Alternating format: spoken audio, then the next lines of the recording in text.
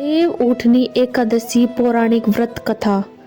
एक राजा के राज्य में सभी लोग एकादशी का व्रत रखते थे। प्रजा तथा नौकर चाकरों से लेकर पशुओं तक को एकादशी के दिन अन्न नहीं दिया जाता था। एक दिन किसी दूसरे राज्य का एक व्यक्ति राजा के पास आकर बोला, महाराज कृपा करके मुझे नौकरी पर रख ले। तब राजा ने उसके सामने एक शर्त रखी कि ठीक है रख लेते हैं, किंतु रोज तो तुम्हें खाने को सब कुछ मिलेगा, पर एकादशी को अन्न नहीं मिलेगा। उसके बाद तब सुंदर स्त्री बने भगवान बोले, मैं निराश्ता हूँ, नगर में मेरा कोई जाना पहचाना नहीं है, किससे सहायता मांगू। राजा उसके रूप पर मोहित हो गया था। वह बोला, तुम मेरे महल में चलकर मेरी रानी बनकर रहो। फिर सुंदरी बोली, मैं तुम्हारी बात मानूंगी, पर तुम्हें राज्य का अधिकार मुझे सौंपना होगा। राज्य पर मेरा पूर्ण अधिकार होगा। मैं जो भी बनाऊंगी तुम्हें खाना होगा।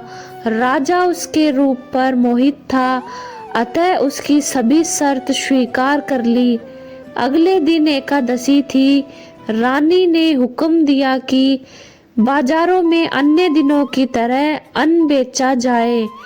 उसने घर में मांस मछली आदि पकवाए तथा परोस कर राजा के खाने के लिए कहा। यह देखकर राजा बोला, रानी आज एकादशी है, मैं तो केवल फलाहार ही करूँगा। तब रानी ने शर्त की याद दिलाई और बोली, या तो खाना खाओ, नहीं तो मैं बड़े राजकुमार का सिर काट दूंगी। राजा ने अपनी स्थिति बड़ी रानी से कही तो बड़ी रानी बोली, महाराज धर्म न छोड़े, बड़े राजकुमार का सिर दे दे। पुत्र तो फिर भी मिल जाएंगे, पर धर्म नहीं मिलेगा। इसी दौरान बड़ा राजकुमार खेलकर आ गया। माँ की आंखों में आंसू देखकर वह रोने का कारण पूछने लगा, तो माँ ने उसे सारी वस्तु स्थिति बता दी। तब वह बोला, मैं सिर देने के लिए तैयार हूँ, पिता के धर्म की रक्षा होगी, जरूर होगी। राजा दुखी मन से राजकुमार का सिर देने को तैयार हुआ तो रानी के रूप में भगवान विष्णु ने प्रकट होकर असली बात बताई। राजन, तुम इस कठिन परीक्षा में पास हुए।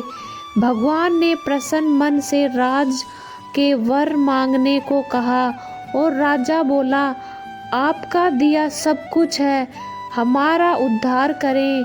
उसी समय वहां एक विमान उतरा। राजा ने अपना राज्य पुत्र को सौंप दिया और विमान में बैठकर परम धाम हो गया। और इसी तरह से भगवान विष्णु, हे भगवान विष्णु, आप सभी पर अपनी कृपा बनाए रखना, सभी को सुख संपत्ति देना, सभी के जीवन में खुशियाँ लाना, और माँ लक्ष्मी सभी पर आप अपनी कृपा बनाए रखना, सभी को धन धान्य देना। कमेंट बॉक्स में जय माँ लक्ष्मी ज़रूर लिखना। मिलते हैं अगले वीडियो में।